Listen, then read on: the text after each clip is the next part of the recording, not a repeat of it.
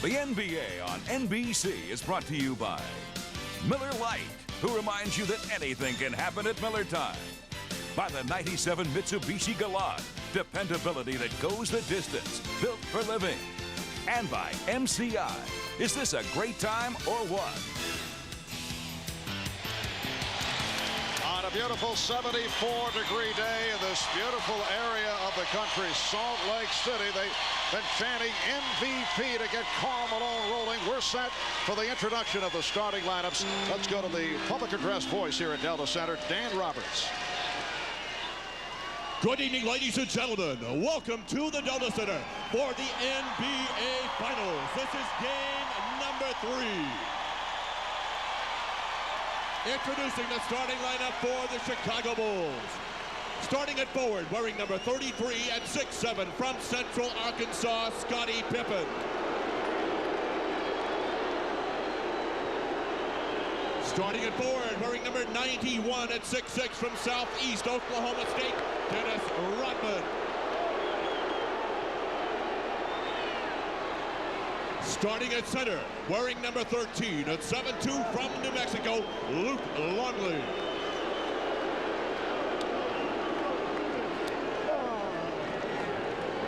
On the guard line, wearing number 9 at 6'6" from Miami of Ohio, Ron Harper.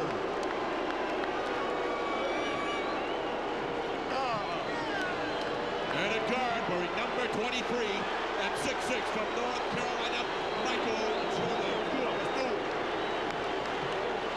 The Bulls are coached by Phil Jackson.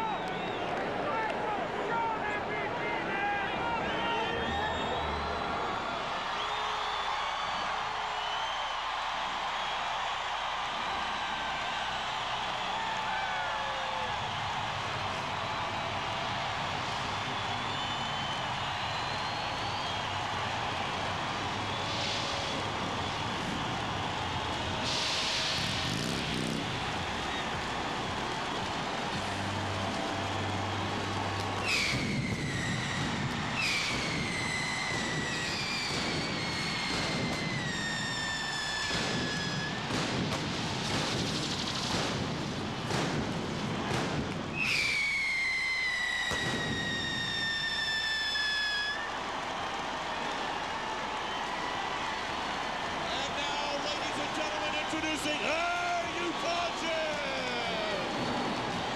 Starting at forward, wearing number 32 at 6'9" from Louisiana Tech, the Mailman, Karl Malone.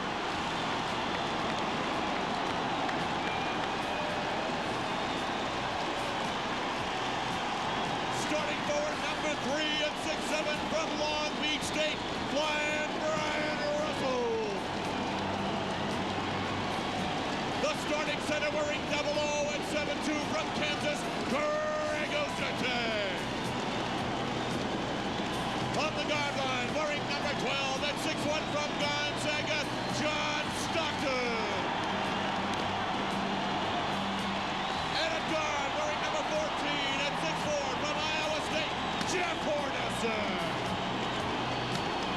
The Jazz are coached by Jerry Sloan.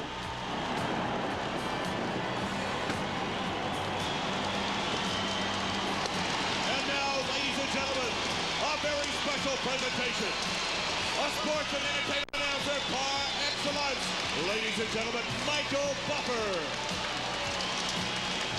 Ladies and gentlemen, the National Basketball Association is proud to present Game 3 of the 1997 Finals for the undisputed championship of the world. Are you ready? Utah Jazz fans, are you ready? With the thousands in attendance here tonight and the millions watching around the world, ladies and gentlemen, let's get ready to rumble!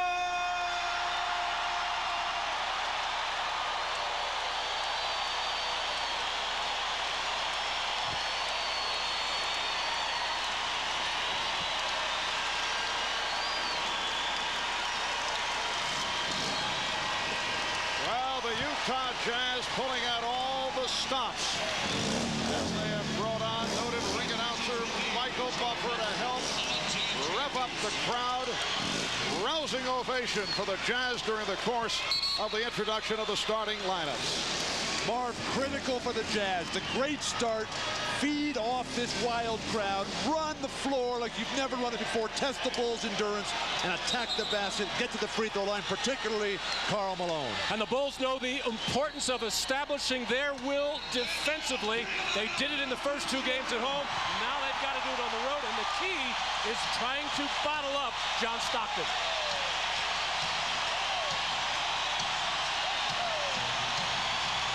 Officials Joe Crawford, Hugh Holland, Jack Neese. The chant of MVP for Karl Malone right from the start, although that can do funny things in the opposite way because it could also fire up number 23, Michael Jordan. Well, Michael has said from the very beginning of this so-called controversy that it didn't bother him. Good luck to Karl Malone. He deserved it, but Michael Jordan does not like to come in second in anything.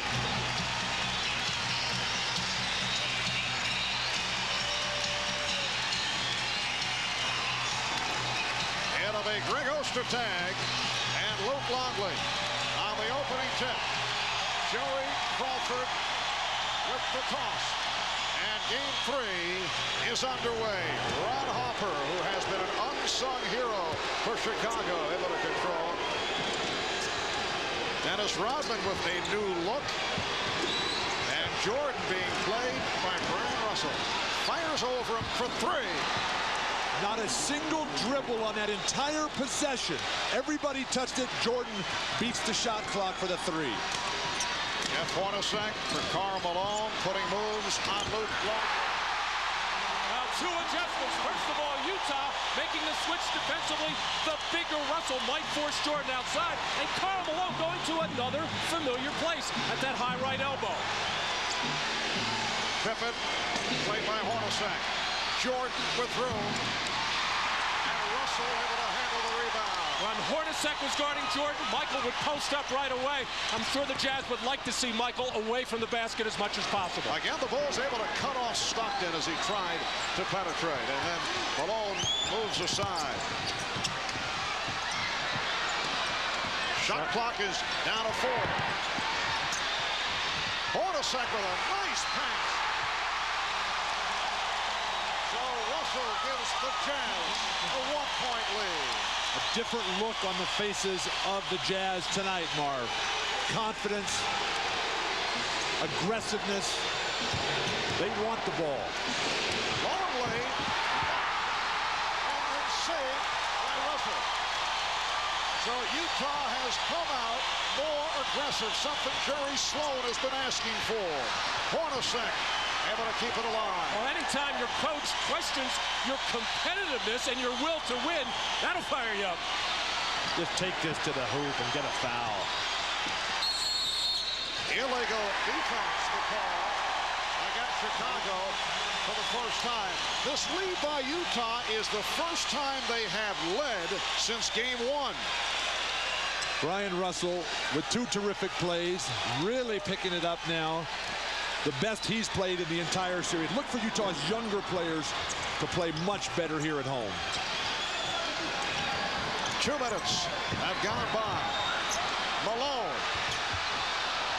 And Harper getting to the rebound. Here comes Jordan. Cut off by Russell and fouled. It is a blocking foul. Foul on Russell. Home, sweet home for the Utah Jazz. Undefeated in the playoffs, scoring a ton of points. Big point differential. On the road, though, they just cannot seem to find any sort of rhythm. And during the regular season, Utah 38-3 here at Delta Center. Second best home record in the NBA. Again, the room for Jordan. All set up by Scottie Pippen going to the mismatch inside against Hornacek. Drew the defense, and then they leave Jordan alone. That's his second from downtown. Russell. It's a 3 for Brian Russell. The Jazz by 1.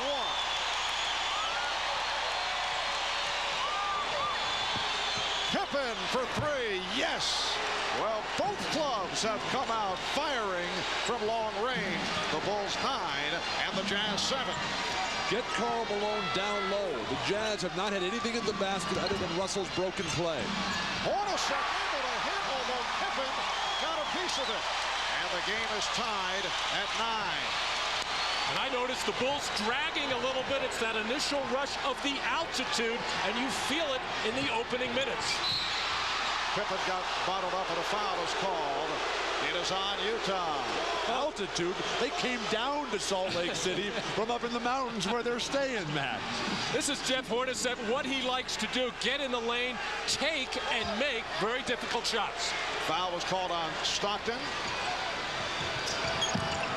Jordan trying to squeeze his way through. And the call on Jordan. Offensive foul. Chicago goes to the pick and roll. Jordan waits for Luke Longley. Well, that's a terrible call. They called it on Luke Longley there as he's just standing there. Foul was on Longley, setting what was felt to be an illegal pick.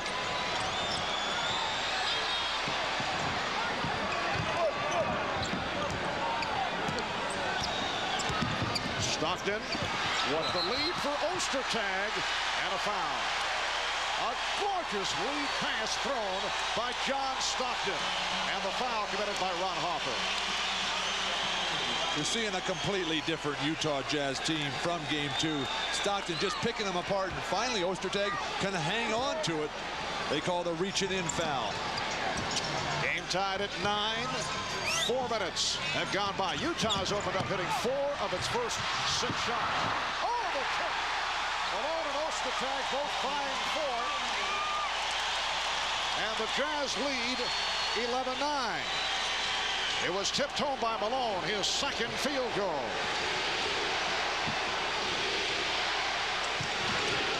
Longley.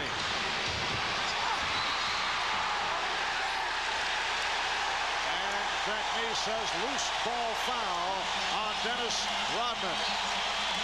Well, finally, Greg Ostertag getting involved at the offensive end. Nobody put a body on him as Rodman took himself out of the play. So Ostertag, this is what he did in the 2 earlier series against the Lakers and the Rockets. Ostertag, though, has been silent in this series.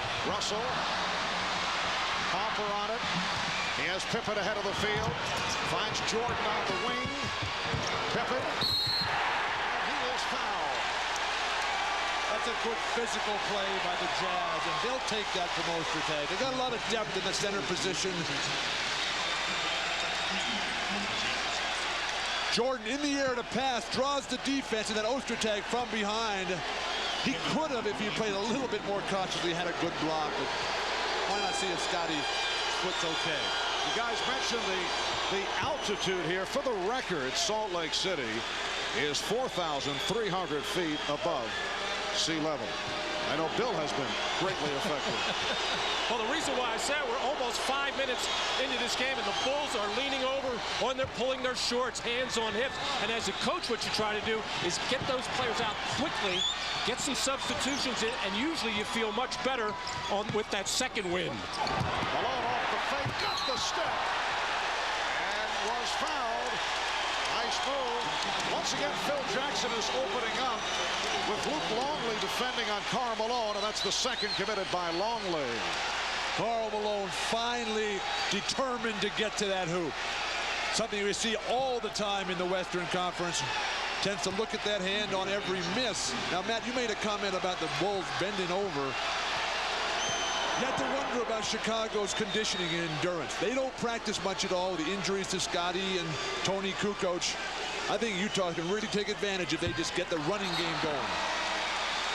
Well, Utah has to get out and run and get some easy baskets. They only had 2 fast break baskets, 2 fast break points in game 1, 6 in game 2. Here's the problems for Karl Malone from the free throw line in the first 2 games. 3 for 6 in the first game. Of course, those 2 key misses. And he's playing with that nasty blister on his shooting hand, reopened when he fell to the floor in the first half the other day. Brian Williams just checked in for the first time and heard the boos from the crowd. He has made some disparaging statements about this area.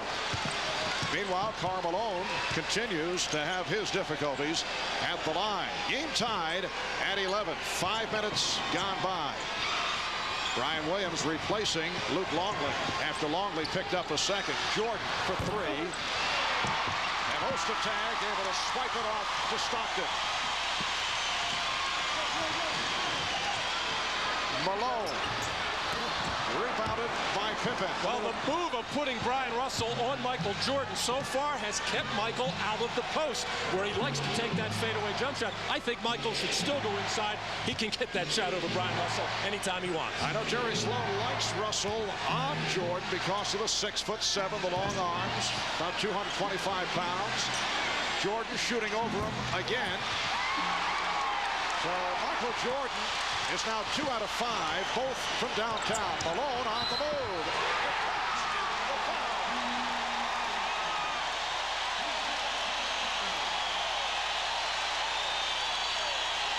Foul on Brian Williams and a timeout call.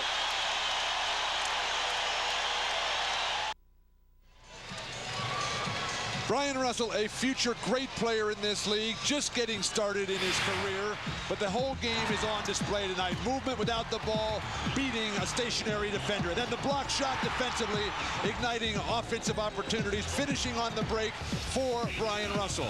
You look at his numbers all season long in Chicago. The top game was the one home game they've had to date. He was terrific there. Every other game played in Chicago, a disaster. The Jazz did not win a single game. They need Brian Russell at the top of his game. Brian Russell, a second-round pick back in 1993. Came up big in the playoffs last season, in particular in the Western Conference Final against the Seattle Sonics. Excellent timing on the part of Russell because he had become a free agent. And he had the huge game in Game 4 against the Lakers that really cinched that series in the second round. In support of Karl Malone, a monster game for Brian Russell. Malone able to finish off a three-point play, and the Jazz up by 3. They double up on Pippen, so Utah going to pressure. Well, that's the most aggressive I've seen the Jazz defensively as far as getting after people. They obviously a totally different attitude and personality on this home floor. No doubt they feed off this crowd. Jerry Sloan called them out. Called them a bunch of sissies, basically, who didn't want to play. Here's Brian Williams. Sweeping hook by Brian Williams. Well, Jerry Sloan was seething following Wednesday's game 2. Felt his team did not compete hard. He was stunned that the Jazz, he felt, had actually been intimidated by the Bulls. Now Brian Williams defending on Karl Malone. Malone off to a terrific start. He has 9, and the Jazz up 16-13. 5.5 remaining in this first quarter. Brian Williams got position, but way off. And so far, Karl Malone not only scoring, doing an excellent job keeping Rodman off the offensive board. Ostertag. Make a shot. One time. That's a layup. Ostertag took only 1 shot in game 2 and missed it. Rodman wide open and was looking for Brian Williams, but Williams thought that Rodman would take the shot. Well, he has been taking that shot not only in the last 2 playoff games, but in earlier series as well. And I think Brian Williams did the right thing. The way Dennis has been playing, he made the right move to try to get to the offensive basket. Dennis has to take that shot. Never take your eye off the ball. Malone again.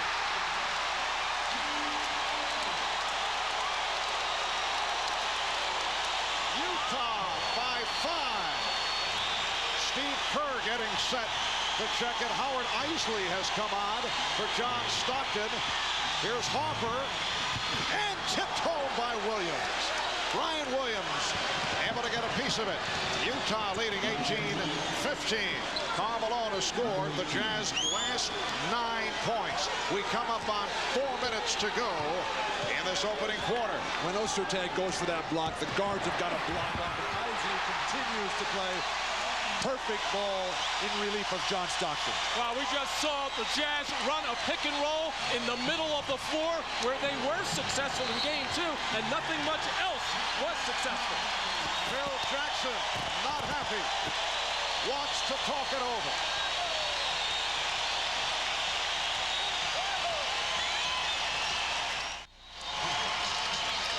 Well, the high pick and rolls in the middle of the floor, very much successful for Utah in game 2. When they ran them on the side, very little success as Chicago able to force them down. But look at that, 12 for 20 for 20 points from the top. And moments ago, Howard Eisley in the top of the floor here, the pick coming up here, and it is forced down here, but no help from Jordan and Pippen in the lane as Eisley goes right down Broadway for an easy one. And Howard Eisley continues his effective play in the series. 16 points in his 20 minutes of playing time and coming on for John Stockton. Steve Kerr has checked in. He's been guarded by Eisley. Here is Jordan. Ostertag came out to defend on Jordan. Scottie Pippen has not tried to take advantage of Jeff Hornacek down low. I think that could be a big edge for Chicago with the defensive matchup that Sloan has devised. Nice play by Williams. Coming up with the steal. The Jazz up 20-15. Rodman now guarded by Ostertag. Here's Pippen drawing the foul. Off the fake. Russell went for it. And he picks up his second.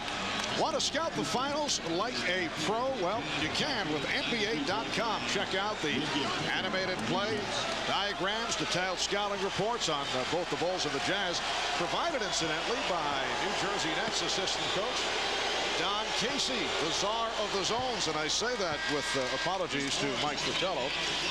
That's all exclusively on NBA.com, the official website of the NBA. Certainly no need to apologize for Don Casey, who's a brilliant basketball mind, been in the NBA forever. Well, Scottie Pippen now 3 of 4 at the foul line. You see Scottie's numbers continue to go up. Talking to him, and that foot, he's walking with a pretty bad limp in between the games, but he's able to battle through it in the games. No question, though, he's been playing in pain, aggravated the foot injury that hampered him all Wednesday night. Went 4-13 in game 2. He was hobbling after that brilliant first game that put the Bulls in position to win it on the jumper by Jordan. What a pass by Eisley. And Malone able to recover the Ostertag strip. Ostertag on the follow. And he continues to have all kinds of problems. Jerry Sloan's going to strangle Ostertag. Jim Gray just reported from the Utah bench that Sloan said to Ostertag during the timeout, you're missing shots, but if you don't put a body on somebody, if you don't play someone physically, I'm taking you out. Well, the amazing thing about this is earlier playoff rounds against Shaquille O'Neal, Ostertag did a nice job. Of course, Shaq's still going to score his points, and also, I say, outplayed Akeem Olajuwon in the clincher of the Western Final. Tony Cucos has come on for the first time. There's a foul on Ostertag. That is his second, and now he will depart. So Ostertag sitting down and replaced by Greg Foster. Well, I was talking with Greg before the game. He's a terrific young man, just getting started in this league. He felt so much more comfortable in this building than he did back in Utah. You just got to feel bad for this starting out player. Greg Ostertag, #1 draft pick last year by Utah, out of Kansas, and came a long way during this past regular season. There's Foster coming on. Greg Foster, one-time Chicago Bull, spent a brief period of time with the Bulls and on many stops around the NBA. Well, Phil, as you've been mentioning, Howard Eisley doing a nice job backing up John Stockton. And right now, with Steve Kerr not putting enough pressure on him, Eisley's able to take the ball wherever he wants and get the Jazz into their offense. And here's some pressure by Chicago. Eisley able to handle it.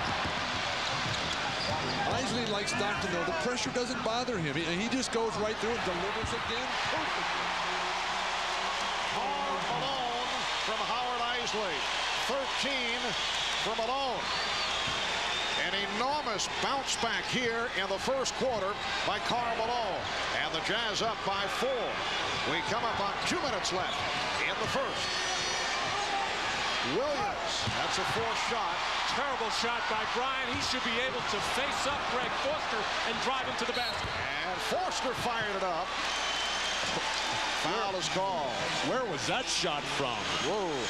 Hopper on the foul. Over the top, the pass, perfect on the money. You see the Chicago Bulls standing and watching. You've got to be on the move the minute the pass leaves the post feeder's hand. Well, a big reason for that, Bill, is out of that trap, the Bulls never really regrouped defensively and picked up their men and got organized, and that's a key to Chicago's success. A technical foul call on Ron Hopper. Ron nonchalantly bending down, tying his shoelaces, but apparently had something to say to Joe Crawford, who was at his side. And the technical being taken by one of the best free throw shooters. All right, here's another look at it. So Ron pulling the ventriloquist out. And a little after that, Joe Crawford looked at Ron Harper and said, one more word and you're out of here. Of course, the Bulls have had their problems with Joe Crawford in the past. He generally keeps a very close eye on Dennis Rodman. Greg Foster at the free throw line. Foster, a 7-year NBA man out of Texas, El Paso, and UCLA. Began his college career with the Bruins. Well, that obviously explains the brilliant performance here in this playoffs. Yes, 6-point Jazz lead. Just under 2 minutes to go in the first. Ryan Williams, that'll count. It is a goaltend. Ryan Williams, very active offensively. He now has 8 points. The Bulls are looking for points. Michael's on the bench right now. Scotty has not asserted himself. The other guys don't really have much going for him, particularly Tony Cucos with his sore foot. And with the Jazz not able to block any shots and no real shot blocker in there right now, Chicago should be taking the ball to the basket at every opportunity. Malone sent the pick. Malone off the fake and sets it up for Hornacek. Foster able to retrieve. Isley set it up perfectly again, though. Gary Sloan remarkably calls every set play for this veteran, very intelligent team. Isley off the crossover for Foster. Yes. Isley again just making good decisions, and the reason is Utah has gotten away from the side of the floor where the Bulls can dictate where they want them to go. You get in the middle of the floor, much more difficult to control. Isley was in a little bit of trouble, kept his poise, and finally got the cutter, Foster. Matt, the height of the Bulls perimeter players has not had the edge here in Salt Lake City that they had back in the first 2 games. And I think it's because they're tired. Their hands are down around their waists. 7-point Utah lead. Judd Bushler has gone. Tony Cucos putting moves on Karl Malone and gets the roll. The Jazz 27, the Bulls 22. We are down to 50 seconds to go in this opening quarter.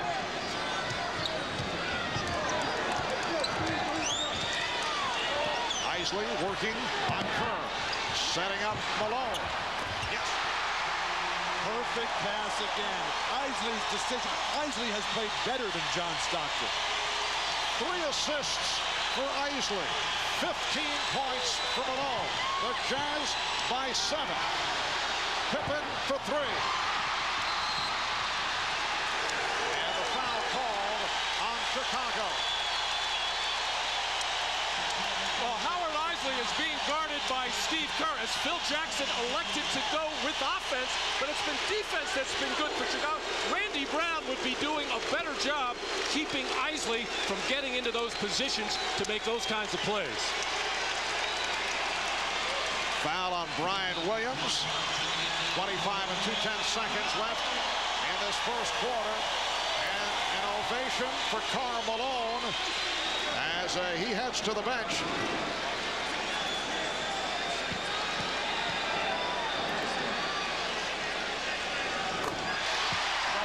Scottie Pippen bending over, leaning on the shorts, a telltale sign. Brian Williams was as well, as Phil Jackson has gone to a very small lineup now with a one-shot situation. Michael Jordan coming in. This shows you how concerned Phil Jackson is, bringing Michael Jordan in for one shot here.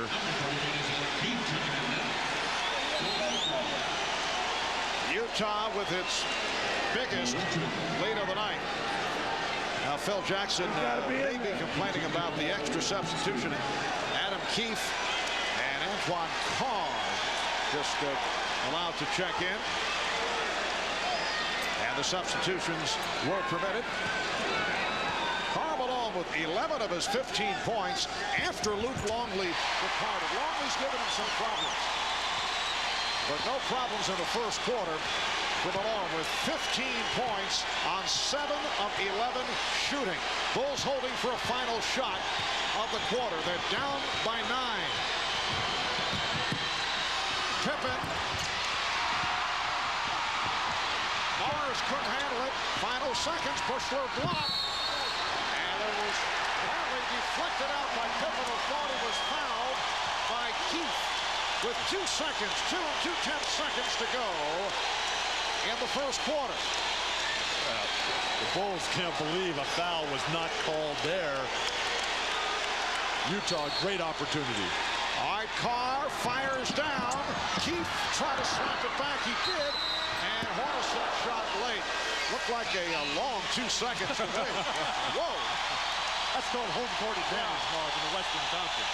But that's the end of one. Standing ovation here in Salt Lake City for the Utah Jazz. Up by 9 on 12 of 23 from the field. Karl Malone with 15 points to lead the way. It's the Jazz 31, the Bulls 22. You're watching the NBA on NBC.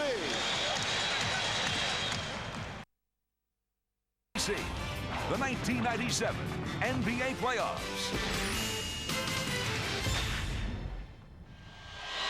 Well, right at the end of the quarter, after the buzzer had sounded, Hugh Hollins with a technical foul called on Scottie Pippen, who was complaining. You recall the final seconds of the quarter. He felt, yes, that he was fouled from behind. That is definitely a foul. Phil Jackson demonstrating over the top. My guys are getting hammered. Regardless of the time situation, referees have got to blow that whistle. I mentioned earlier that the Bulls have had their problems with Joe Crawford, always keeping a close eye on Dennis Rodman. They have had a history with Hugh Hollins as well, going back to a Game 5 against the New York Knicks on a foul called on Scottie Pippen against Hubert Davis, a year that Michael Jordan was not available. Oh, wait a second. You're saying that the Bulls, the most successful team, have problems with the referees? They win every game, basically. This was without Michael Jordan. All right, look at that opening quarter rundown. Utah finished up with an 11-4 run to end the first quarter off the technical free throw. The Jazz up by 10. Here's Chris Morris getting inside off the pass from John Stockton. Mark, in Chicago, all those little back cuts, they were there and working, but the tentative nature of the Jazz play back there caused them to miss all those shots. Today, they're all going down. No pressure on defense is the answer. And now the foul on Utah. It's on Carr. Michael Jordan has been very quiet. He has not scored since the first 2 minutes of the game. He's missed his last 3 shots. His first 4 shot attempts were 3-point downtown attempts. He's 2 of 6 overall. Opening minute, second quarter. Marv Albert, Bill Walton, Matt Cucos, Ahmad Rashad, and Jim Gregg. And here's Jordan. Got the step and was hit hard. And Michael Jordan is going to make sure there. He has been taking the perimeter shot. He knows that's not going to cut it. And already a couple calls have gone against him, a couple technical fouls. He's going to put it right to the officials, take the ball to the basket, draw contact, and get to that foul line. Foul committed by Morris. Chris Morris getting the playing time in the absence of Shandon Anderson, whose dad passed away yesterday. Anderson back home in Atlanta. A reminder reminder, join us Sunday for Game 4 of this NBA Final Series. NBA Showtime will get things going, 7 o'clock Eastern, 4 o'clock Pacific. And then Game 4 between the Bulls and the Jazz right here from Salt Lake City, Utah. That's all here, 7 Eastern, 4 Pacific on NBC. Well, we talked at the outset about the Jazz needing to get back to their game as Jordan makes the second of 2. They are playing exactly their pace, which we saw all year long in the Western Conference. Fast break and punishing offensive execution through Malone. Jason Caffey on the floor for the first time and matched with Antoine Karl. Karl did not have the shot. Here's Stockton, forced it up, and Cucos with the rebound. Caffey with Rodman and Cucos on the front line. Jordan and Kerr in the backcourt. Cucos, yes, and took a shot from Greg Foster. And actually Foster on the backlash also was hit on the follow-through by Cucos. Well, usually when the ball is stuck on one side, it's problems even for the Chicago Bulls. They finally reversed it and got a good look at the basket.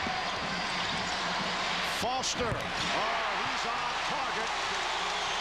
6 points for Greg Foster. And Marv, he's playing with such great aggression. He is banging Tony Kukoc, trying to intimidate the Bulls.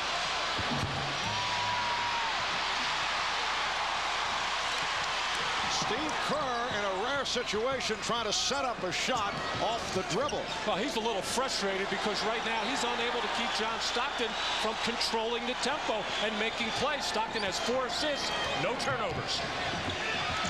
Adam Keefe. Carr trying to punch up that rebound. We're early second. The Jazz up by 11. Jordan being guarded by Morris. And then met by Keefe, who cut him off. Cucos for 3. Caffey's back tap handled by Stockton. Running the floor. Finding Morris.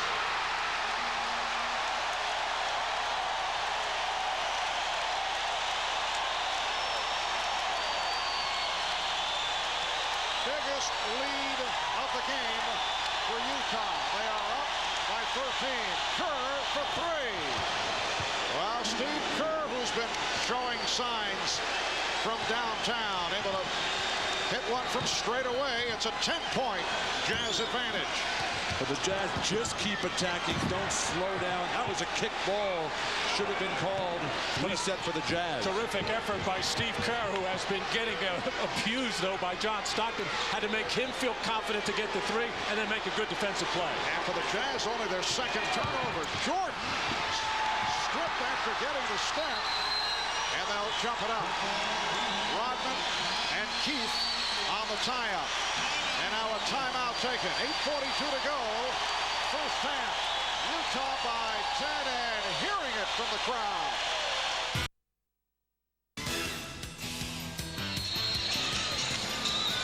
Our shots of Salt Lake City, Utah tonight coming from the Miller Eagle. The Eagle, an airplane that Miller Brewing has designed, providing fans these unique aerial views. Marv, the vaunted Utah fast break, which got them to this grand stage, served them so well all regular season and early on in the Houston Conference Finals. Then they started not getting any opportunities and didn't get anything going in Chicago. But here, numbers galore for John Stockton to pick from. Chris Morris just glides right by his airness. And 5 fast break points for the Utah Jazz. The Bulls had not a single fast break opportunity tonight. All right, the Jazz able to control the tip as Keefe got good position on it. 8.5 remaining in the first half. It's Utah 38, Chicago 28. The Jazz attempting to get back into this series, trailing 2 games to nothing. Karl Malone back on the floor. And rebounded by Michael Jordan. Malone with a 15-point first quarter. Jordan has been quiet, as has Pippen. Jordan guarded by Morris. Cucos off the fake. Got the step. The pass not handled by Caffey. And here comes Stockton. The Jazz are the quicker, more aggressive team. Stockton just got away with a carry. Oh, what a pass. Yes, and it counts. 6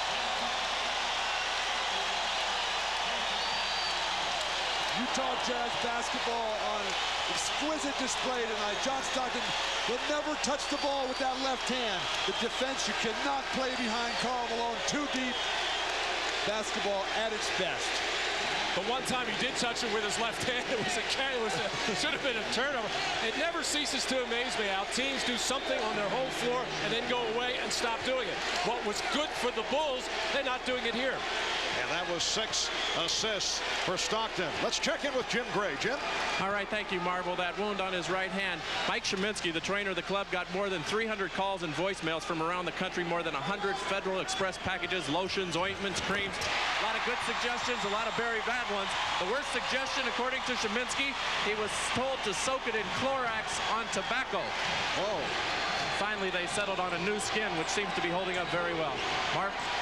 Yes, wise move passing on that particular suggestion. And Michael Jordan with his first field goal since the opening minutes of the game. And the first time he's got into the post. That's what's been so good for Chicago in the first 2 games.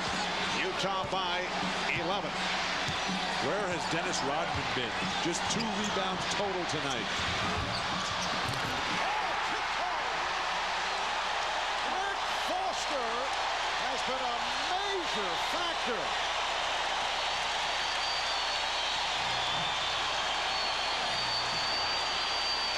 The Jazz up by 13. Luke Longley, who just checked back in. He was fouled before the shot attempt, but illegal defense was called, so that will overrule the foul. If Dennis Rodman's not going to guard Karl Malone, he's got to dominate the weak side defensive rebounding. Foster, though, just coming in over the top of Dennis and Scottie Pippen, throwing it down. He's a little worked up tonight, too. Well, Phil Jackson and the Bulls are waiting for Dennis Rodman to get more involved in some way. Jordan, it counts, and the foul. So Michael Jordan going to the fadeaway and took the hit. That will also lead to a Utah timeout with 6:54 remaining in this first half. Here's the move by Jordan and the foul committed by Malone. It's the Jazz 43 and the Bulls 32.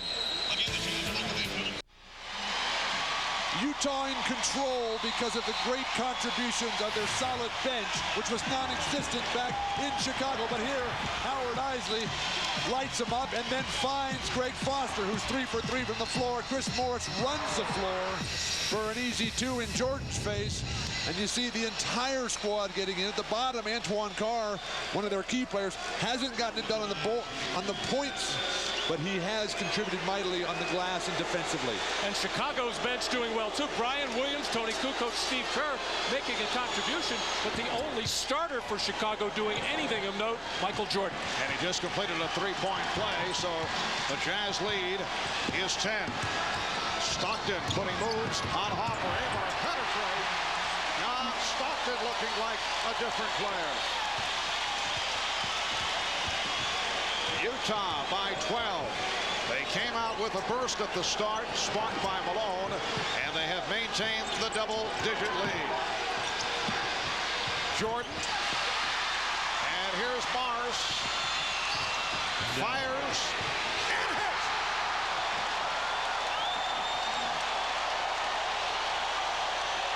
How did we all know he was going to shoot that ball? First of all, he did a terrific defensive job on Jordan, forcing him away, take a tough shot. And Longley stripped by Malone. Foster on the open floor, able to put it behind his back. Again, they are on their feet here in Salt Lake City. It's a 15-point Utah lead, and they're looking for more. They double up on Stockton. Foster for 3. Yes!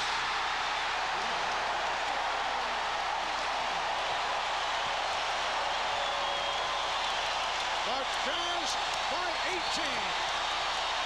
The alley-oop for Jordan. So it is Utah 51, Chicago 35. But at the defensive end, the Chicago legs are dead. No quickness, no movement, no anticipation or aggressiveness. Forget about Chicago if you're Utah and just keep playing your game. Morris for three. And Longley with the rebound. Pippen delivers. Intended for Rodman. Here comes Foster with the pull-up. And Longley called for that foul, putting Keith on the deck. Karl Malone's defense tonight has been outstanding.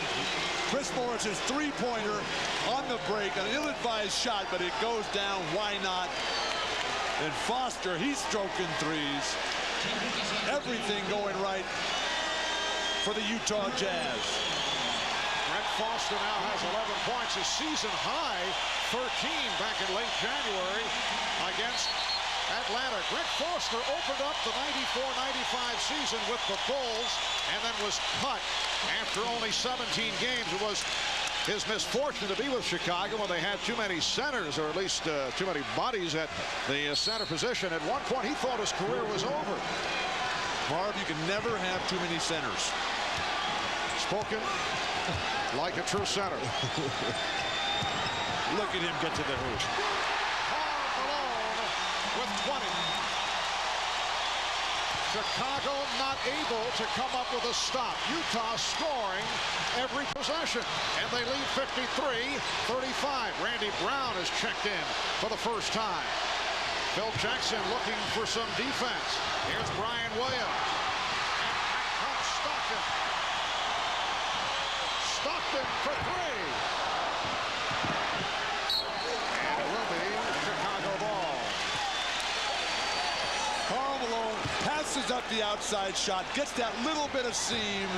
Not to be denied tonight. Michael Jordan so frustrated.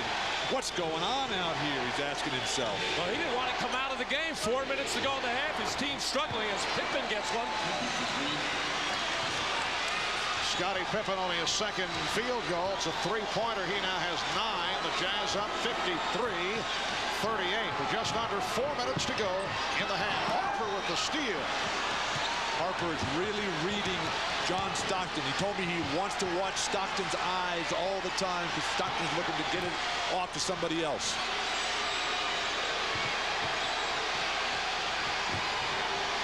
Pippen again for three. Well, Scottie Pippen with successive three-pointers, and the Jazz lead down to 12. Well, the only two offensive threats for the Bulls right now on the floor, Brian Williams and Scottie Pippen, and Pippen's doing it right now. Cucos waits to come in. Scottie Pippen with his third three-pointer of the night. Hornacek on a quick release three. Rebound Foster. Foster. Well, he's equal to season high. He has 13 points. Beautiful offensive execution. When they do miss a shot, Foster is everywhere on the weak side. Greg Foster having the game of his professional life. Russell just went down in a collision with Williams. They double up on Brian Williams. Here's Brown. Rebounded by Rodman, who has been very, not only quiet, he fires a three. Terrible. Not a good decision.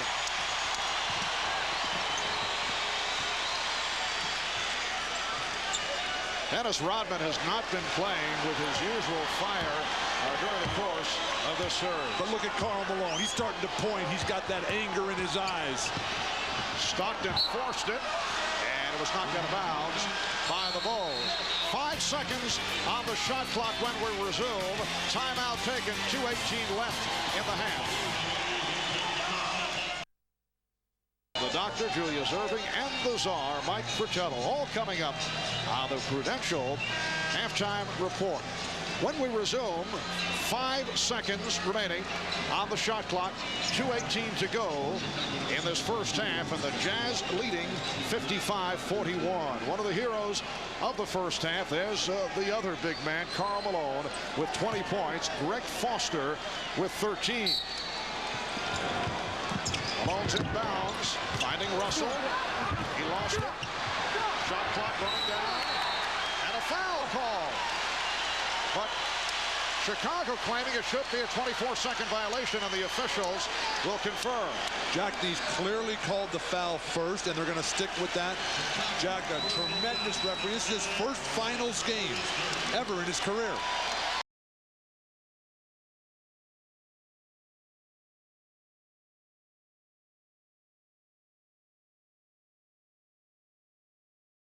He blew the whistle to call the foul. Foul on Harper. And Foster, an excellent foul shooter, 83% during the regular season. A reminder this Thursday at 3 p.m. Eastern, 12 noon Pacific, NBC Sports proud to present the 97th U.S. Open, the first of 4 days of live network coverage. Tiger Woods, obviously the focus of attention coming off his Masters victory. We'll have live coverage. Tiger to win his quest for a second Grand Slam title and the national championship. Coverage beginning Thursday, 3 p.m. Eastern, 12 noon Pacific, right here on NBC. Just under 2 minutes to go in the half. And Steve Kerr with his second field goal. He has 5 points. Well, good things continue to happen anytime the ball goes inside to Michael Jordan.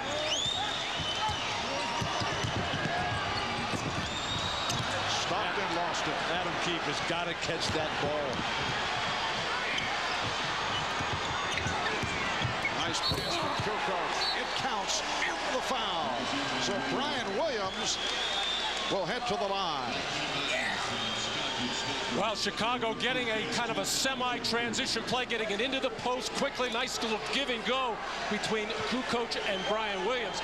Now, this Chicago defense just giving up 31 points in the first half of Game 1 at 31% shooting, and only 42 points in Game 2, have already given up 57 in this first half. Terrible non-boxed out as the Bulls can't convert. Utah has led by as many as 18. They now lead by 12. Adam Keefe was looking to spot it up off a screen. Malone with the step. 22 points for Karl Malone, and the Jazz up 59-45. Chicago defense nailed to the floor much of this first half. Pippen firing way off after hitting 3 from three-point land. Well, they're not even playing Keefe for the shot. Scottie Pippen trying to back up into the lap of Malone to try to help out, because Karl Malone is a scoring machine right now. Now to 45 seconds in the first half. Cucos getting it down low again. Cucos for 3. And Keefe rebound. Half minute remaining in the first half. Stockton played by Jordan. So Jordan checked the clock. 10 on the 24. Malone. Beautiful shovel for Stockton, who beat Jordan. That's where Karl Malone has raised his game. The low post passing, the perimeter shooting. Beautiful basketball, Utah. Final seconds of the half. Down to 1. Cucos. Did he get it off in time? No. It is waved off. Will not count. The outside official, Jack Lee, said it came after time had run out. Standing ovation for the Utah Jazz, desperately trying to get back into the series, trailing 2 games to nothing, leading here at the half, 61-45. Well, the shot clock was winding down. It showed triple zeros. I'm sure the game clock triple zeros before that shot was taken, but I don't think that red light went on, but it's triple zeros. Karl Malone with 22. Greg Foster, one of the unlikely heroes, with 15. Michael Jordan quiet with 14. Hannah Storm and the Prudential halftime report right after these words. Shot back in Utah. Phil Jackson a little upset at his team, told him that their bad shot selection led to a lot of easy transition backs for Utah. Also told him that their triangle offense was all but non-existent. The one thing he was really upset with, there was way too many three-point attempts. What he wants him to do is work the ball inside this second half. Let's go down to Jim Gray. All right, thanks, Amaya. Jerry Sloan told his team he's happy with their desire, happy with their hustle, the way they're shooting the ball, and the rebounding. They're going to keep going on down to Karl Malone, who had 22 points. He said, guys, I know we won't shoot the ball as well in the second half. Defense is going to win this game. Marv? All right, thank you, Jim. And the third quarter is underway.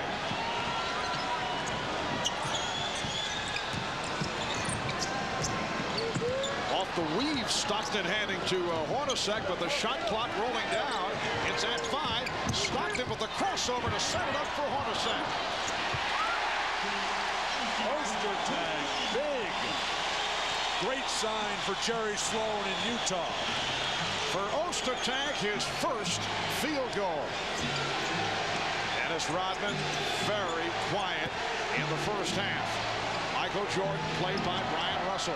And here's Jordan. Ostertag with the rebound. Mark, that's the Ostertag. Those two plays that were so critical against the Lakers with Shaq and Houston with Akeem. Hornacek and Stockton in the backcourt. Malone, Ostertag, and Russell up front. Here's Stockton brushing off Pippen. Hornacek. And the tip by Ostertag. Well, we talked in the first 2 games about how good the Chicago defense was. The first half was absolutely miserable and a horrible start here in the third quarter. And usually the trademark of the Bulls is to come out smoking defensively. They haven't done it. A 16-point lead by the Jazz at halftime. Longley able to get it back to Pippen. You recall the Bulls led by 16 at the half. Game 2 in Chicago. Scotty should be able to post up against Hornacek. Forget the fadeaway and go to the hoop for Scotty. And for Luke Longley, that his first bucket. The Jazz up 65-47. We played 2 minutes of this third quarter. They isolate Russell against Pippen. Malone screening for Stockton. Open shot for Russell. For 3. That's his second from downtown. He has 8 points. Ron Harper unable to keep John Stockton from penetrating anytime he wants. And once John gets in there, he's finding the open people. Now the mismatch. Pippen working on Hornacek, but Hornacek received help. And a miscommunication on the part of the Bulls. Oh, the reason the Bulls' offense is so poor, nobody wants to move. Everybody is standing flat-footed, and there's just no life out there right now. Utah with its biggest lead. They're up by 21. Malone.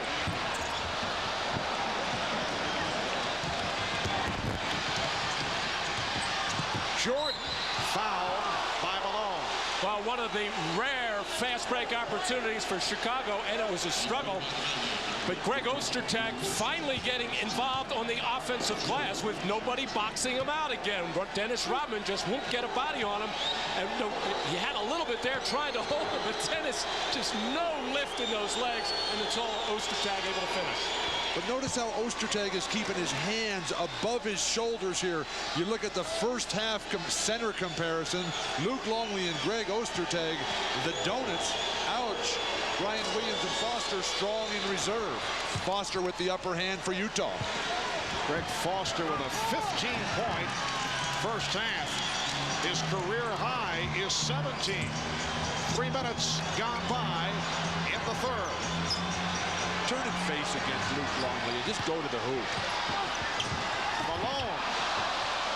And rebounded by Longley. Jordan waiting for teammates to join him down court. A very unaggressive offensive game for the Bulls. Pippen and Jordan. Second bucket for Longley. Both here in the third. It's down to a 17-point Jazz lead. But nothing's really going to happen for the Bulls till they get after it defensively, start getting some stops, and turn them into running opportunities.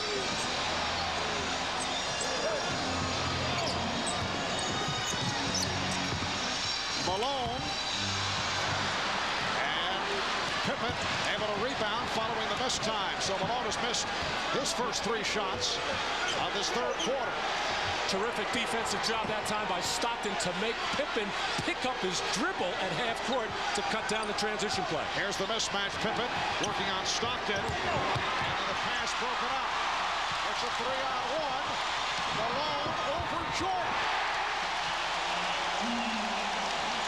Nobody in his right mind is going to get in front of Karl Malone when he's barreling down like that. Yeah, but you got to foul him. The way he's struggling from the free throw line, make him earn it from the line. Stockton again.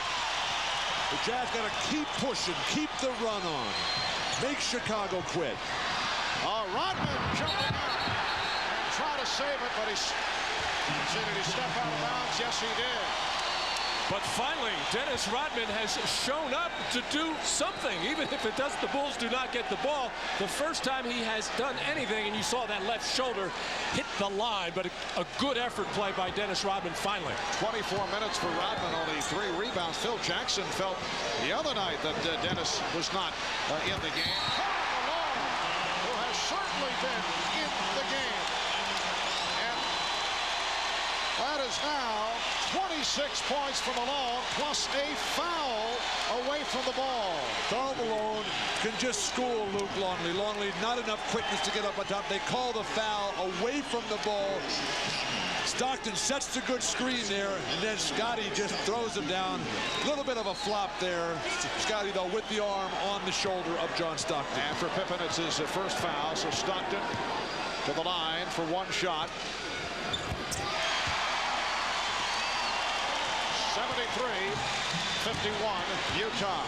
5 minutes in, third quarter.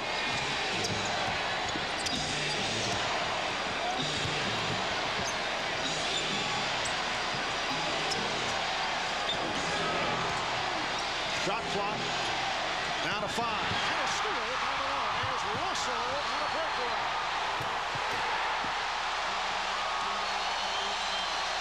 And Phil Jackson calls for time.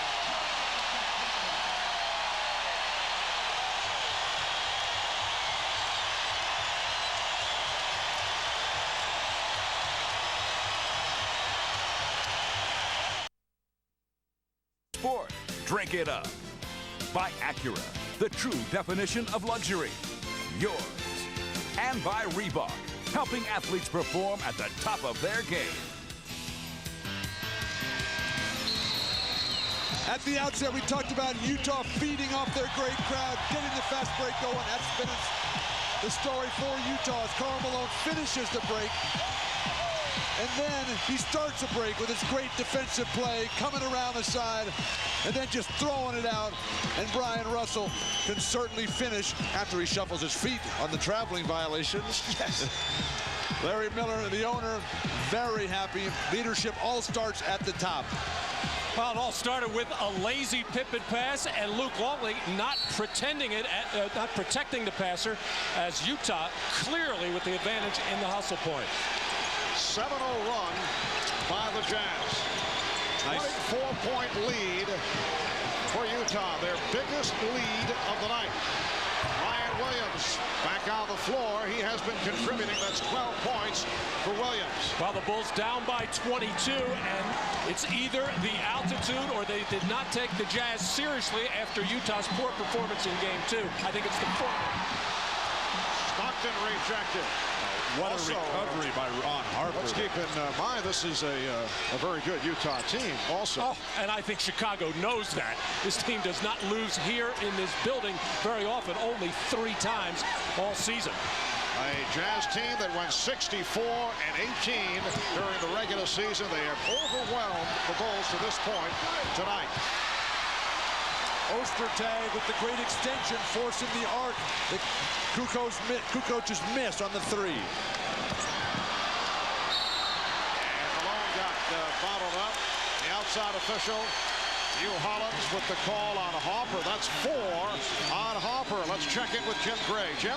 All right, Marv, during that last timeout, Jerry Sloan looked at every one of the players on the bench and said, guys, I don't want you looking at the scoreboard. Don't want to catch any of you glancing up there. Play the game like the game is tied. If we lose our intensity, this team can come back, and they've done so time and time again. Marv? All right, thanks, Jim. Howard Isley, who has been a very important player for the Jazz, has just come on. Give a rest to John Stockton. The Jazz up 75-53. And the call away from the ball as Hornacek was tripped up. Well, even though 7'2" Greg Ostertag handling the ball 30 feet from the basket, you got to get up and pressure him. Tony Kukoc is 10, 12, 15 feet off him, letting him just pick out a pass receiver. The Bulls are in a position right now. They have to get up and pressure every pass and obviously every shot. Ryan Williams called on the foul, talking about what Jim was saying about Jerry Sloan. Sloan said after the game the other day that to see Malone get inside and control the boards, Sloan felt that the Utah Jazz will to win was effective the other night. And Cucos hit by Ostertag. When you question the character of your team publicly, that's basically calling them out and saying, let's see what you've got. The Jazz have responded perfectly tonight. One of the rare casual attempts by Karl Malone the last time down, resulting in the missed layup.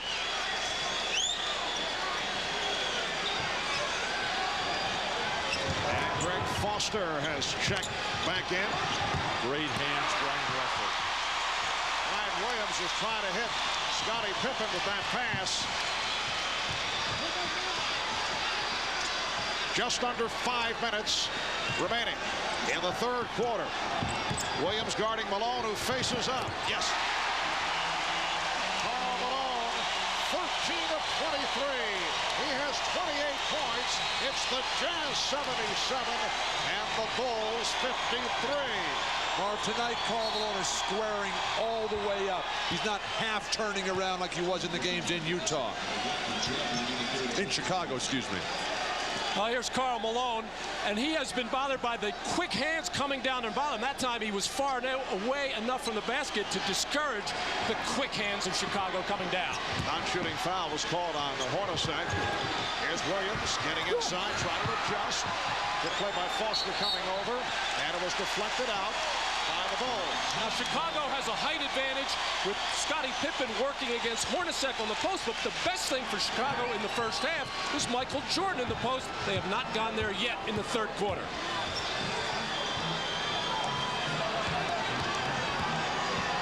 Isley setting it up, finding Malone, who takes it to the basket. How is that not a foul on the body check? Foster with the intercept. Pippen broke it up. Foster with the recovery. Jerry Sloan not happy with that shot, although Foster's having a terrific game. That was an ill-advised shot. It's only good if it goes in.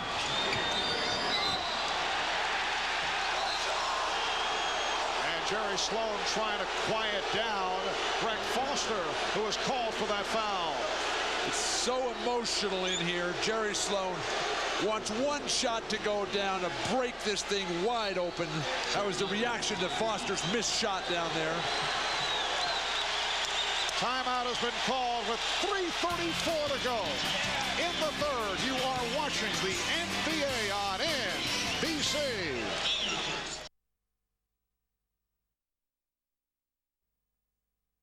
Grand Slam title in the women's final of the French Open, Saturday on NBC. Well, through the many years that the Utah Jazz failed to make the NBA Finals, Karl Malone watched his friends Michael Jordan, Scottie Pippen, as they were able to play in the month of June. We talked about that with Karl Malone. I'm not going to be ashamed to say that this past summer, I watched them, the last seconds of them winning the championship, and I watched the interviews in the locker room. And then this season, I watched the tape again. And just to see the dedication and the desire those guys had then, and, you know, it makes you want to do the same thing. And Karl Malone has worked so hard to get to this level. Tonight it's all paying off as Brian Williams comes right out of the timeout with a jumper of his own. The Jazz now leading 77-55 as we approach 3 minutes remaining in this third quarter. Michael Jordan with only 2 points in this third quarter, both from the free throw line, but that time coming out of the timeout, going into the post, Michael finding the open man, Brian Williams. Isley to Foster. Shot clock at 2. Oh. And they'll jump it up. Marv, please. Yes. No, I'll need the baseball bat to get that one down. But what about the non-production of Mark Eaton as this ball just gets the wedgie right in there? There are 10 players in this game with as many or more rebounds than Dennis Rodman. He's got 3 rebounds on the night. Now, Mark Eaton is in the building. I saw him. Did you say Mark Eaton? Oh, Dennis Rodman. They needed Mark Eaton to put the ball out of the ring. You know, Matt and I looked at each other like, maybe we're wrong. Maybe he is playing. I saw him in here. You guys always look at me like that, though.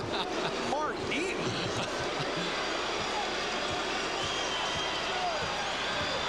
Shot clock at 5. And Harper able to knock it away with 4 on the shot. There's Mark. Unfortunately, no, his number is retired. He will not be available tonight. Another self-inflicted wound. That's terrible. Karl Malone hearing it from the crowd as he sits down. Shot clock running down, and Isley not able to convert. Jordan finding Cucos. Yes. It is a 20-point Utah lead. Another rarity for Chicago in this game, throwing the ball ahead from the backcourt. Usually some kind of good shot will show up.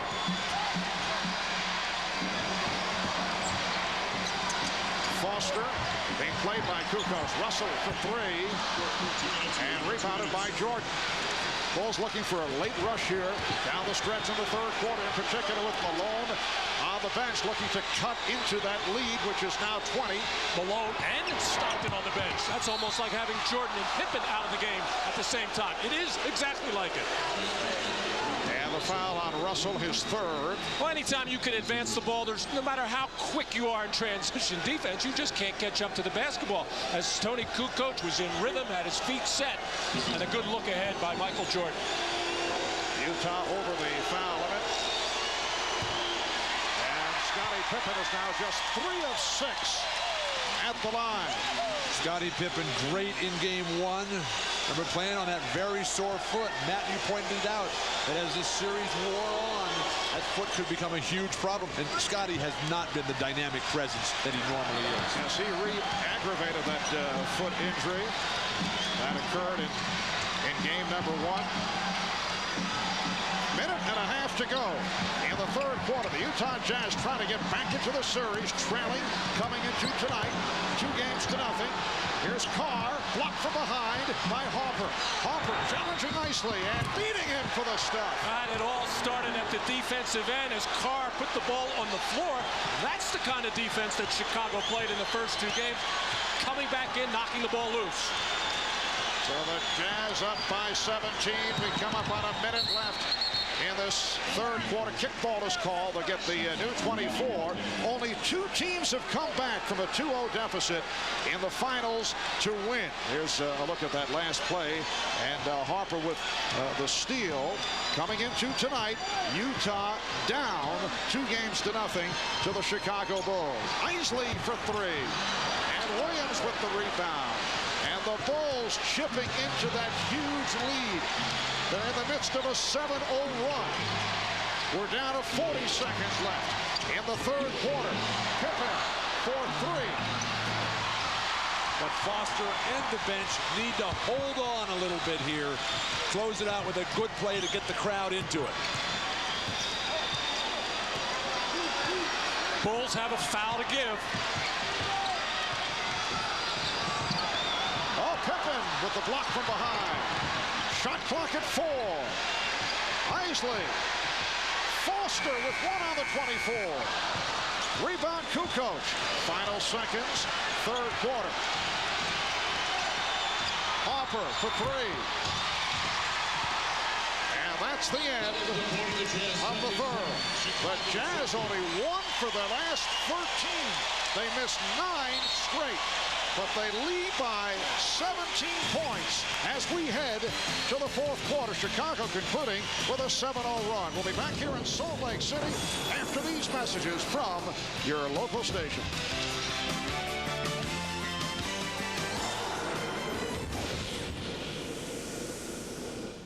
Copyrighted telecast of the National Basketball Association may not be retransmitted, reproduced, or rebroadcast without the express written consent of the NBA. This is Jim Gray back in Utah. At the end of the third quarter, this exchange took place between Antoine Carr and Jerry Sloan. Sloan was telling Carr, don't stand around on defense and let the Bulls go where they want to go. Jerry Sloan didn't like what Carr had to say back, and finally, as Bill Walton always said, Jerry Sloan said to him, do something, do anything. Marv? Yes, I have heard that somewhere. But For all that was said about Chicago's coming back, Jordan's numbers non-existent there in the third. Utah extended their lead in that third quarter, even with the terrible drought at the end. Yes, despite 1 of 13 from the field in the final minutes, and they missed their last 9 shots. Here's Jordan. Oh, what a move. Getting it over the outstretched arm of Greg Foster. So Chicago has reeled off 9 unanswered. And the Jazz lead is now 77 to 62. Utah has led by as many as 24. Malone and Stockton are back. Here's Stockton. Perfect execution of the set offense. Stockton initiates, cuts through, and comes all the way around off 3 screens and gets the foul line jumper. Jordan and Kerr now in the backcourt with Cucos, Williams, and Bushler on the front line. Here's Kerr, blocked by Stockton. After going 2 games without any blocked shots, everybody's getting into the act now, even little John. Greg Foster and Chris Morris, both important players tonight. They're up front with Karl Malone. Stockton with the shot clock down to 2. Fires. And the rebound handled by Williams. Fourth quarter just underway. Marv Albert with Matt Cucos, Bill Walton, Jim Gray, Ahmad Rashad. Minute and a half gone by in this fourth. Cucos fouled on a reach-in. Foul on Malone. John Stockton playing off the ball now, and Steve Kerr knows he's in trouble, but he's trying to trail on the play and just had to go way too wide as Kerr has had his problems with Stockton. So Tony Cucos to the line. There's the stat line on John Stockton. 9 assists, 7 points. Reminder, Sunday at 5 o'clock Eastern. Our own Ahmad Rashad will host NBA at the Finals, capturing a side of these championships that most fans never see. Plus a look at 3 pioneers of the WNBA and the obstacles that they have faced on their journey to playing professional women's basketball. All here Sunday, 5 o'clock Eastern on NBC, hosted by Ahmad. Karl Malone. Rebounded by Tony Cucos. And here's Steve Kerr, who does not have great speed, but able to hit.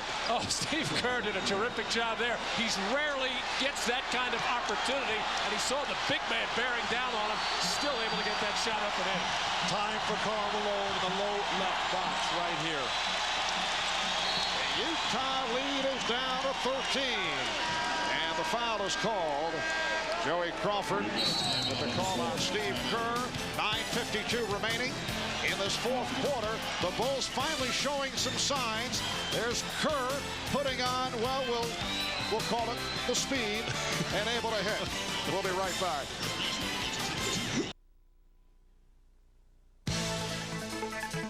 Miller Genuine Draft presents a classic moment of the NBA at 50. Tonight we look back at the NBA Finals record for the most assists in a game. Lakers versus Celtics, Game 3 of the 1984 Finals. Magic Johnson handed out 21 assists in a 137-104 Lakers victory. However, the Celtics won that series 4 games to 3. In recognition of this classic moment, the Miller Brewing Company will donate $1,000 to the Thurgood Marshall Scholarship Fund. Some concern on the part of the Utah Jazz. For more on that, let's check in with Jim Gray. All right, thanks, Marv. During that timeout, Jerry Sloan told the guys, hey, make up your mind right now. Do you want to win the game? We need the effort that we had. You need to pick it up on defense. When you guys stand around out there, it tells me you don't want to win. It's right there in front of you. Grab it. Marv? All right, Jim, Chicago on a 13-2 run that dates back to the third quarter, cutting into what was once a 24-point lead. It's now down to 13. Here's Hornacek. Rebounded by Bushler. The boards are starting to be controlled by Chicago. Throughout the game, it's been Utah. Oh, Cucos off the fake. One of the few times you'll see Karl Malone go in the air to make a defensive play at the hoop. Stockton being played by Kerr. Soft attempt by Tony Kukoc, and he knows it. He's got to at least draw a foul on that play.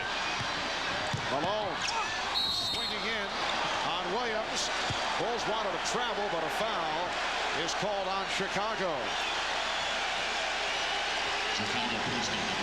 There's the big four tonight. Karl Malone having an outstanding first half. John Stockton, not so much with the points, but doing a terrific job of floor generalship. A quiet night for Michael Jordan. And Scottie Pippen has just been too spotty with his offense. I thought it was interesting that time when Karl Malone knew he was going down on the floor, made sure that he got his right hand up so he didn't put that right hand down on the floor. And a foul committed by Brian Williams, who now has 4. Marv, I'm flabbergasted, not by the missed free throw. Karl has had his struggles. The fact that Jordan and Pippen have 21 shot attempts between the two of them. And this is their statement game, the 3rd game in the playoffs. They've never lost one of these games on the road. Tonight, they haven't brought their offensive attack. Well, Malone is 3 for 6 at the line. He has 29 points. Utah, 80. And Chicago, 66. 3 minutes gone by in the 4th. Steve Kerr remaining on the floor. Phil Jackson looking for offense. Chris Morris defending on Michael Jordan with help.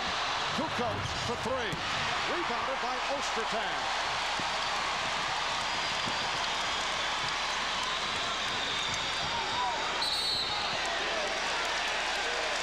And Hugh Hollins seemed to indicate illegal defense. Now checking with Joe Crawford on the other side of the court. And what he's asking Joe Crawford if it was a pump fake on the pass, because you're allowed to drop, and it was allowed to drop below the free throw line extended if it is a pump fake. And Joe Crawford helping Hugh Hollins out of the play on the question. So they call it an inadvertent whistle, and they just keep the shot clock where it is. And it's at 14 right now. Along with the pick to brush off Kerr. They double up by Malone, and Bushler with the steal, taps it ahead, and is fouled. Beautiful play by Judd Bushler. Foul on Chris Morris. That is his 3rd. Well, for those of you who would like to continue with the NBA Finals, as usual, we will have our post-game special on CNBC. That'll be immediately following tonight's game. The entire cast will recount it all with highlights, live press conference interviews, and guests. We take a look back at this Game 3. That's the NBA Finals post-game special immediately following this Game 3 between the Jazz and the Bulls. Well, Judd Bushler had a miserable regular season from the free throw line, just 36%. And a foul on Bushler. He blocked Stockton. Well, Stockton is so tricky. Very little contact on the play, but he just kept going, absorbed what there was. Just imagine how many little 5'10" guys are sitting around their living room tonight saying, yeah, that's me. I'm going to do that. And John Stockton right now realizes what an important time of the game this is really barking out to his teammates, stay in the game, get with it, get after it. The Bulls with their 3rd team foul. Utah struggling, only 2 for the last 17. Morris for 3. Didn't really have a grip on the basketball, but fired it up. Oh, that won't stop him. It's a 13-point Utah advantage. Chicago very much alive after trailing by as many as 24. Just under 8 minutes to go in the 4th. Jordan. And the tip by Brian Williams. Well, Chicago has gone to a lineup to force Stockton, the point guard, on Michael Jordan. They don't necessarily have to do it, but they did it on that possession. Jerry Sloan's got to make an adjustment there. Malone with room. Ostertag with the hustle rebound and called for time. Well, a good play by Greg Ostertag, able to save the possession. At the offensive end, Chicago getting to the glass. Ostertag and Karl Malone not boxing out there. Too easy for Chicago. Ostertag keeps it alive himself. Does the tight wire act along the sideline and says timeout. Good place for that timeout. 7:25 remaining in the 4th. Butler, Dr. Pepper, this is the taste. By the Ford F-150. Strength after strength after strength. And by Miller Genuine Draft, who reminds you it's time for a good old macro brew. I'd like to thank the folks at Miller Brewing again for these aerial views on tonight's game. This, incidentally, adjacent to the NBC local affiliate, Channel 5 KSL. I'd have to say, a scene reminiscent of Woodstock as they take in all the action on the big screen. That's where I'm going after the game. There will be a party there. And if there's a party, I know Bill Walton is on hand. Right. 7:25 to go. In the fourth quarter, it's the Jazz 80 and the Bulls 69. The Jazz only 2 for their last 18. Chicago has had its difficulties, particularly from long range. And a foul is called on Hopper. That's number 5 on Ron Hopper. Well, it's Utah's pattern coming down the stretch in fourth quarters to go to their pick and roll game, but it has not been successful from the side of the floor. They have had better luck from the top of the key in the middle. Stockton uses the pick. Hopper staying in with the 5 fouls.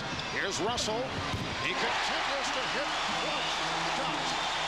I am so glad they came back with Brian Russell. Chris Morris is a little bit out of control there.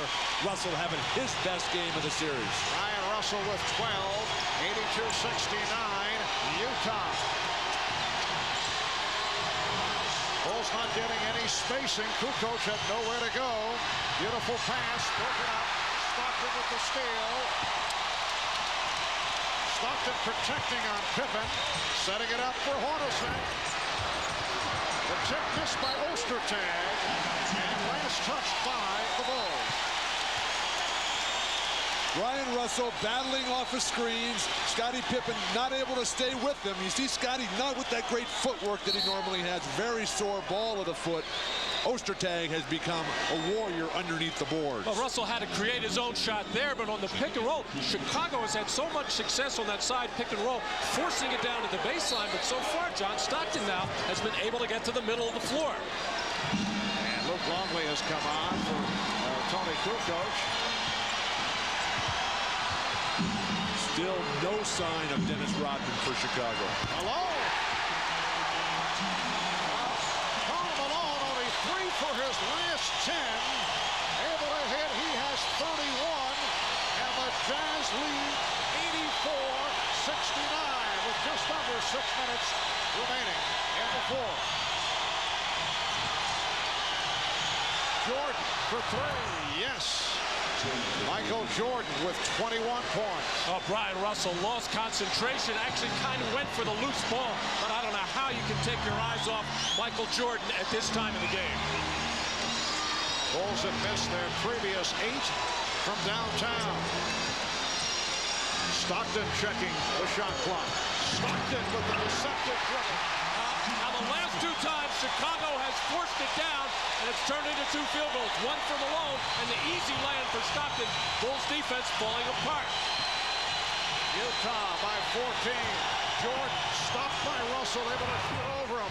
Michael Jordan with 23. It's the Jazz 86 and the Bulls 74. We have 5 minutes to go in the fourth. And Michael has the strut, the tongue hanging out, and the look. Stockton again. Karl Malone and John Stockton have to touch the ball every time down the rest of the way to keep the offense rolling. No time to let up here. Jordan putting moves on Russell. Russell played him well, did not allow the shot. Here's Longley. Rebound to Russell. Stockton accelerates and then pulled it back. Hornacek only 1 of 9 from the field. Malone. And back comes Pippen. Time running out on the Bulls. We approach 4 minutes to go in this fourth quarter. They're down by 14. Jordan for 3. Yes. He's too good. He had nowhere to go. Everybody on the Bulls started coming towards him, clogging up the lane. Or just step back and take a 3. 88-77 Utah. Just under 4 remaining. And the foul, offensive foul, illegal pick as Harper was shaken up. Foul on Malone. The press for Chicago is bringing Karl Malone out high. He keeps both hands on the ball and a little bit of step out. And the Bulls have called for time. 3:47 left in the fourth. Game number 2 against Miami with 14. Game 4 against Miami with 20. And game 1 against Utah. And here's Jordan for 3. Rebounded by Longley. Jordan gives it up. Pippen. Yes. A 3 for Scottie Pippen, who has been off. But it is now an 8-point game. Utah led at one point, 77-53 with 3:24 left in the third quarter. 3:15 to go here in the fourth. Malone with the step. That's what the MVP means. Not the numbers, but at the big moments, shutting down these great runs by Chicago, who's so poised. This game's just getting started, though. Jordan played by Stockton. With just under 3 minutes remaining in the fourth. Pippen again with room for 3. Yes! Scottie Pippen with 2 enormous three-pointers. And the Jazz lead is down to 7. And Scottie Pippen creating havoc defensively, running around as a wild card, trying to get the ball out of Stockton's hands. When Malone gets it, he's going to try to knock it loose. The Jazz have to look for Scottie Pippen's man. And the foul on Russell as he tried to get it back. 4th team foul committed by Utah. Chicago has 4. Pippen is now 5 of 8 from three-point land. The Jazz 90 and the Bulls 83 with 2 minutes and 40 seconds to go in this fourth quarter. Hugh Holland's asking for more room on the end line, allowing Jordan to inbound. We're coming in Utah with Foster, a little bit more offense. But they're running great screens for Pippen to get him open behind the three-point line. Jordan picked up by Foster. Rebounded by Malone. And Malone comes up hobbling. 22nd timeout called by Jerry Sloan. So Karl Malone off that loose ball and the collision had to use the timeout. Utah has 3 timeouts left. Chicago 2 and a 20. Here's another look at it. Oh, Malone just sort of landed very awkwardly. He's one of the most durable players in the history of the game. Didn't look like the ankle turned over, really. Just maybe a hard land on the knee a little bit.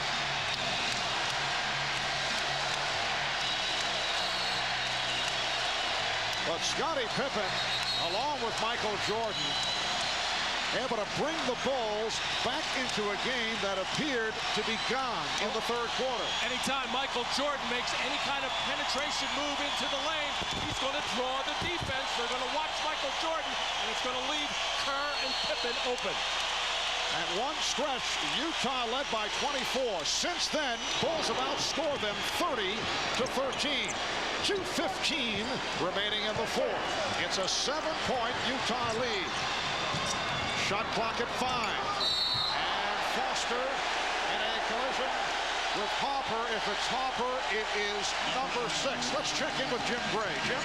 All right, Marv. Karl Malone twisted his left hip. Mike Sheminsky, the trainer, looked him over.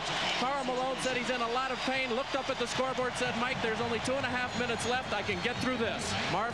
All right, Jim. And it was number 6 on Harper, an important play, particularly at the defensive end. Lost to the Bulls. Ron Harper with only 2 points, but 7 rebounds and a lot of gritty play at the defensive end. Here's Foster, who's a very fine free throw shooter. 83% for the season. He now has 16 points. He's 5 of 6 at the line. And the Jazz leading 91-83. And they were checking team fouls. That last foul was indeed number 5. on Chicago to put Foster at the line. And now they've changed Utah to 3 team fouls. Big men who can shoot free throws. Critical element for all championship teams. Jazz leading 92-83. Bulls looking for quick shots. Time running down, just under 2 remaining. Jordan putting the move on Russell, and the foul is called. It's on Russell, so that's 5 on Brian Russell. Well, looking ahead, game number 4 here in Salt Lake City on Sunday, starting 7 o'clock Eastern Time.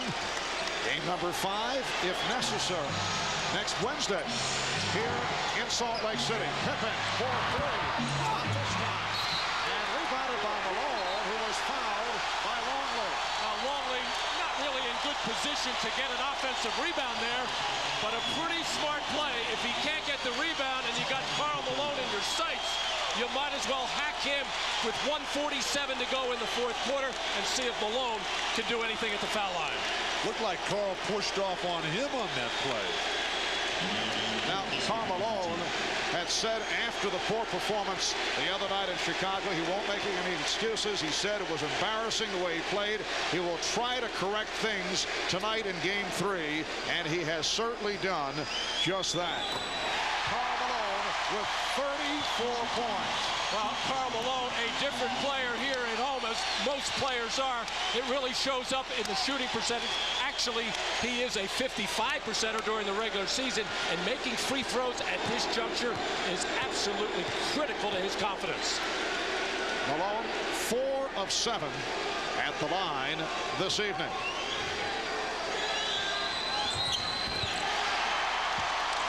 Utah by 11. And again, they are on their feet at Delta Center. Pippen played by Russell, now Hornacek on Jordan. Fires the 3. Stockton with the rebound. Stockton on the run. Leading Foster, who is rejected by Jordan. Jordan able to pick up the loose ball. Has a 3-on-2. Pippen steps back to shoot the 3. 94-86 with 1:15 to go. Utah needs to keep moving that ball. Flash big guys into the center of the court. Cucos trying to slap it away. Called for the foul. How about Scottie Pippen? 6 3-pointers, 6 of 10 from downtown. He waited too late to bring that, though, Marv. Very quiet early, 22 points in all for Scottie Pippen. Very quiet first half for Pippen, only 12 points on the 3 of 6 from the field. Here's Malone again at the line. And after Karl Malone missed those final 2 free throws in Game 1, a dead silent building for Karl Malone. He said he wanted to be back in this situation, and here he is.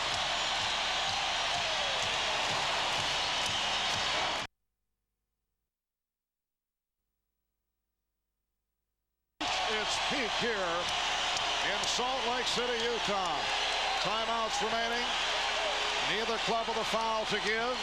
Karl Malone, 36 points, 10 rebounds. Truly an MVP performance here this evening, and truly a bounce back for Malone from what has taken place over the first 2 games. 1:08 remaining in this 4th quarter. The Jazz 95 and the Bulls 86. A rally by Chicago, curtailed by Utah.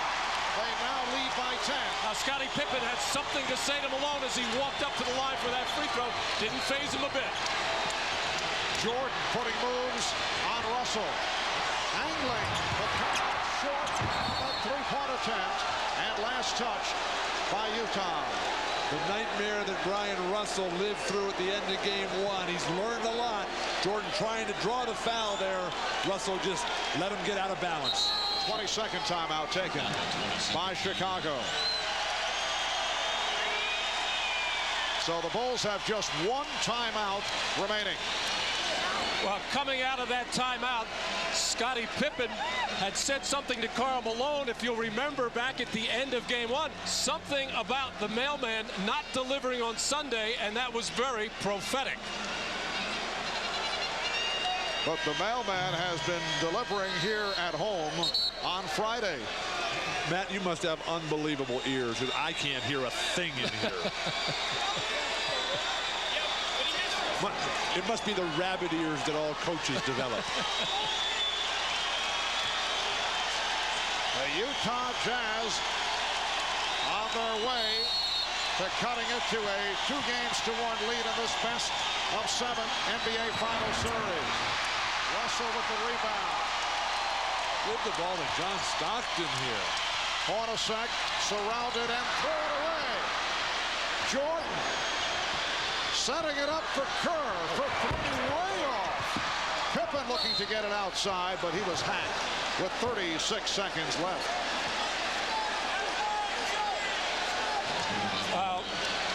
The Utah guards at the end of games 1 and 2, John Stockton had turnover problems, although it certainly was a huge factor in game 1. Game 2 was a kind of a cosmetic comeback by Utah.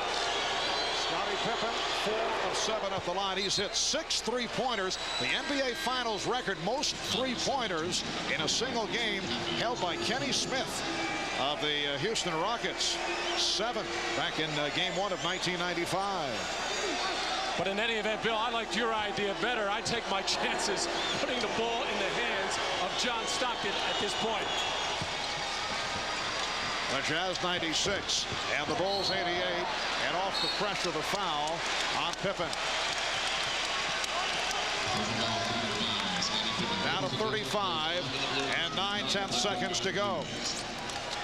And there's Steve Young, San Francisco 49er quarterback and a product of Brigham Young, taking it all in with Senator Orrin Hatch, who is actually 2 seats away from Utah Jazz head coach Jerry Sloan. That's just to give some extra advice. Well, the Jazz now 19 of 23 at the line. Mike Szymanski in the white shirt, he's the buffer right there. Yeah, Mike, the Utah trainer, passing on advice from the Senator. The Jazz 98 and the Bulls 88.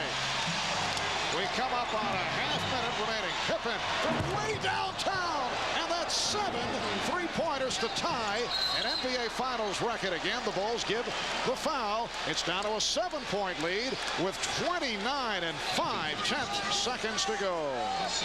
And now the right man going to the line for the Utah Jazz. John Stockton, the 4th quarter, at the bottom of your screen. In this spring's playoffs, near perfect. Stockton tonight 1 for 1 at the line. The Jazz 99, the Bulls 91.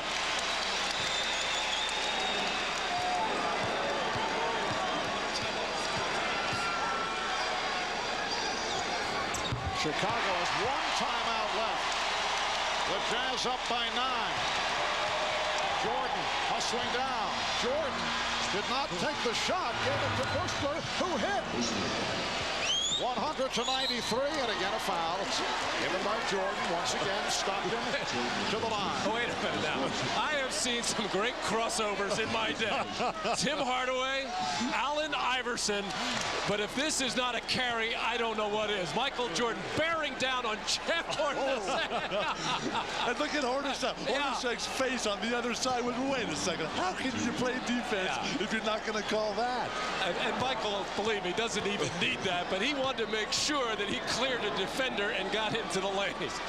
Matt, are you saying it was an illegal move? Yes, I am. I will go out on that limb. Stockton is 4 for 4 at the line. The Jazz up by 8 with 21 and 3/10 seconds remaining in the 4th. Stockton perfect at the line, nothing but the bottom of the net. And Chicago has taken its final timeout. Phil Jackson upset. He felt there were several Utah players cheating and jumping in as they were lined up for that Stockton free throw. Details. Now let's see if we can pick it out. Here it is.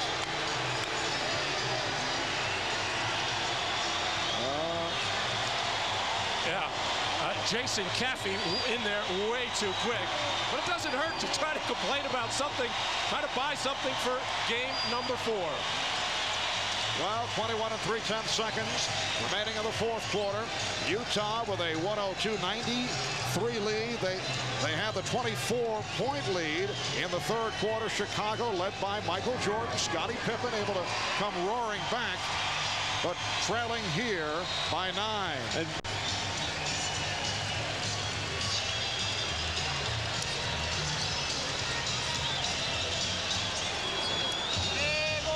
The reason why Phil Jackson is complaining, Karl Malone is not in his proper spot, which is the second position next to Jason Caffey. He is one too high, and Phil trying to rule that should have been a violation and no free throw. That's not the reason why Chicago is losing this game. And Utah is 24 of 28 at the foul line. The Chicago strategy, obviously, down the stretch, try to hit the quick three and then foul, but the Jazz going to the line and hitting their shots. Mark, the great thing for Utah, though, was when Chicago made that big run late, Karl Malone took over. He got that big drive left from the top of the key. He hit the big free throws. And now Stockton has just iced it with all of his free throws. And Bill, it's been one of those games for Malone. He's been solid throughout. He had a quiet period over a brief stretch, but he has 37 points on 15 of 29 shooting, and he's also done a good job at the foul line.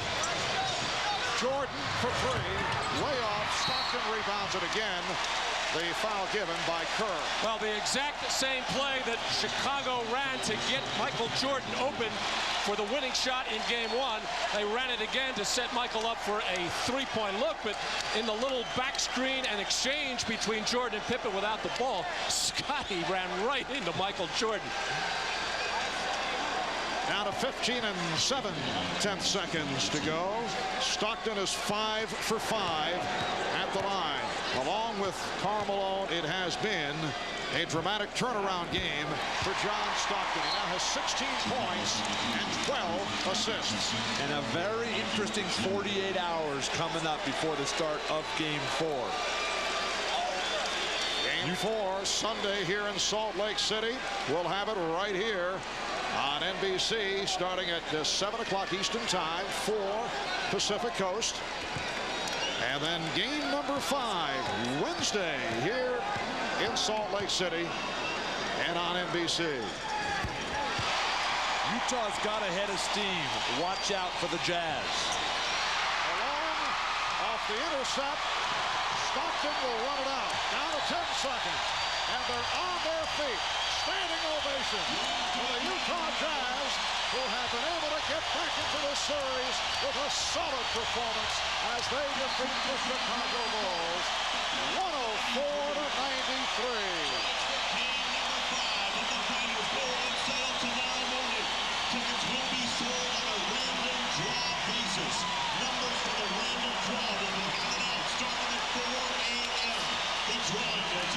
Many heroes for Utah.